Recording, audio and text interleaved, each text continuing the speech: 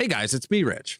What if you discovered that your federal government may have been used to protect one of the most powerful political families in America?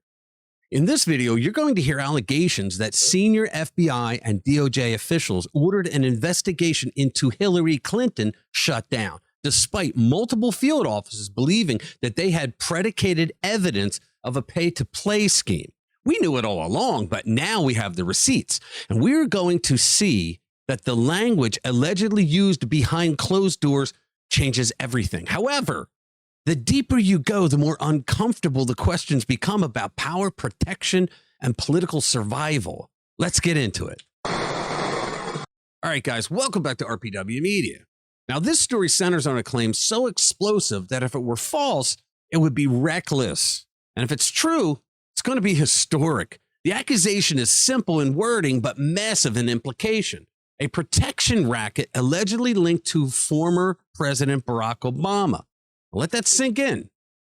According to reporting often referred to as King Solomon reporting, senior officials inside the FBI and the Department of Justice did not simply slow down an investigation. They allegedly ordered it terminated. And here's where the temperature rises. FBI Deputy Director Andrew McCabe is quoted as saying, "Shut the effing thing down." Attorney General Sally Yates, remember her? She's also quoted as saying, "Shut the effing thing down." That is not bureaucratic language. That is not cautious legal analysis. It's blunt force command. Now, what was being shut down? Three separate FBI field offices, New York, Washington, and Little Rock, Arkansas. Different locations, different agents, same exact conclusion. Investigators reportedly believed that while serving as Secretary of State, Hillary Clinton had engaged in a large-scale pay-to-play arrangement connected to the Clinton Foundation and foreign donors. So John Solomon of Just the News explains here about the pay-for-play scheme that came through with favors for foreign actors for large sums of cash delivered to the Clinton Foundation. Give it a watch. Tonight, we're going to show you the other side of this conspiracy, the protection racket.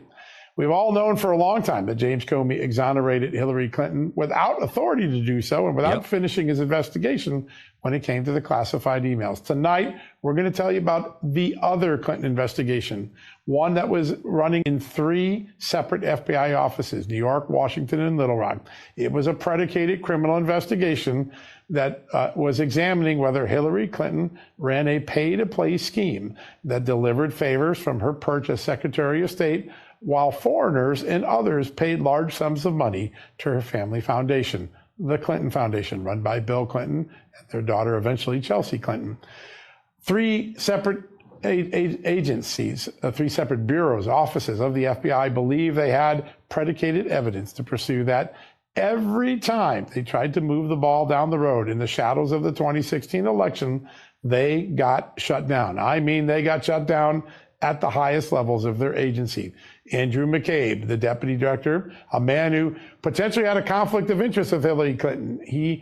His wife got money from Hillary Clinton's former campaign chair to run for a Virginia State Senate. And by the way, McCabe attended the meeting where that assistance was solicited. He eventually was conflicted out, but not before he gave the order to his agents that you won't investigate or do anything on this unless I approve it. Now, I'm going to say right here that I believe that they all did this because fake news outlets like the New York Times was saying that Hillary Clinton had a 98% chance of winning, and they didn't want to piss her off if she became president. Downstream from them, 4 different U.S. attorneys' offices under Barack Obama were asked for help by the agents. Agents need help. We need a grand jury. We need to get evidence. We want to move the case down the road. All 3 of those 4 offices told the agents, you're on your own. We will not assist you in your pursuit of criminal charges against Hillary Clinton. And then perhaps the most extraordinary statement in the document that we are going to show you on screen now. They can put it up as you're looking here. Look at this. The Deputy Attorney General for Barack Obama, Sally Yates, explicitly told the FBI, shut it down, meaning the corruption probes of Hillary Clinton. Think about this. While Donald Trump was out on the campaign trail chanting, lock her up, maybe there was a good reason to lock up Hillary Clinton, he would argue every night. The Obama Justice Department was telling the FBI agents who also thought there might be a reason to lock up Hillary Clinton, shut it down. Remember those words. Now, imagine being a federal investigator hearing that. You believe you have predication. You believe there's evidence worth testing. And you are told essentially, good luck with that. We're not moving forward. I know of another pay-for-play scheme that I am shocked nobody went after so far. It's called the Uranium One deal. Uranium One was a Canadian company that owned 20% of the United States uranium supply. Vladimir Putin wanted to corner the North American market on uranium. Barack Obama created a board called CFIUS, or the Committee for Foreign Investment in the United States. All the cabinet members were members. All right, it was Timothy, I don't pay my taxes, Geithner, who was the chairman. Hillary Clinton was also on there because she was Secretary of State. So what happens? Hillary Clinton realizes that there's money to be made, okay, in a Saul Alinsky style scam. So what happens? She goes and has her husband, Bill, attempt to ask her own State Department if he can go over to Russia to talk to the two Russian bankers that want to secure the money for the purchase of Uranium One. Her State Department says, no effing way. You can't do that. So what does Bill Clinton do? Well, he goes over anyway, except he doesn't talk to the Russian bankers. Instead, believe it or not, he shows up at the winter house of Vladimir Putin. He has an interpreter, and he tells him, Hillary can get you the votes on the CFIUS board to let the sale of Uranium One go through, but you got to pay the piper. So the next thing you know, a $145 million donation went to the Clinton Foundation. Now, whether it was from Putin, the government, or those bankers, I don't know, but it was tied to this. And then Clinton had to give a reason why he went over there. So they paid him $500,000 to give a 1-hour speech to a group of Russians sitting in an audience in front of him who didn't understand a single thing he was saying. So what happened with this? It goes through. The sale goes through. However, at the time that they were working on the sale of this thing, the CFIUS board, the FBI had an investigation into the sale. And they had an informant who was sitting in with the Russians. And he was reporting back, look, there's a lot of pay for play going on here. There's all kinds of bribes, there's criminal activity. And so they put it through anyway. So what happens? The FBI director puts a gag order. The director himself puts a gag order on the informant and says, if you mention anything about this to anyone, we'll throw you in prison.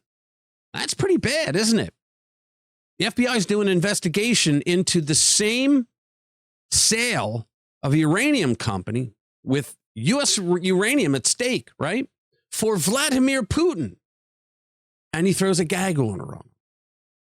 Now, who was that FBI director? Oh, it was Robert Mueller. Yeah, that Robert Mueller. Now, who was the U.S. attorney working out of Maryland who had oversight over that FBI investigation? Oh, it was Rod Rosenstein. Yeah, that Rod Rosenstein, who actually appointed Robert Mueller to be the special prosecutor against Donald Trump for Russian collusion. Do you see what's going on here?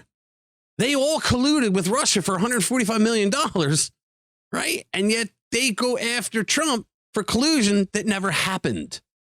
Now, back to the John Solomon piece. If that exchange happened as described, this was not some mid-level decision. This had to have come from near the top of the Justice Department. Seriously. While these alleged pay-to-play concerns were circulating inside parts of the FBI, the national conversation was dominated by claims of Russian collusion. The reporting ties those threads together with this assertion. He said, John Solomon said, in other words, while Hillary Clinton was selling out America for hundreds of millions of dollars in the shadow of the 2016 election, she was also orchestrating the Russian collusion hoax as a means to overthrow the U.S. government, and Barack Obama was right there every step of the way. Now, guys, that is not a small claim. That is a systemic claim. It suggests coordination, protection, and counterattack all happening simultaneously. Were investigations and decisions influenced by politics? Of course. Were senior officials intervening because evidence was weak or because the optics were catastrophic for the administration? Was the law being applied evenly? Oh, no way. These are not partisan questions, guys. These are structural questions that every American should hear the answer to.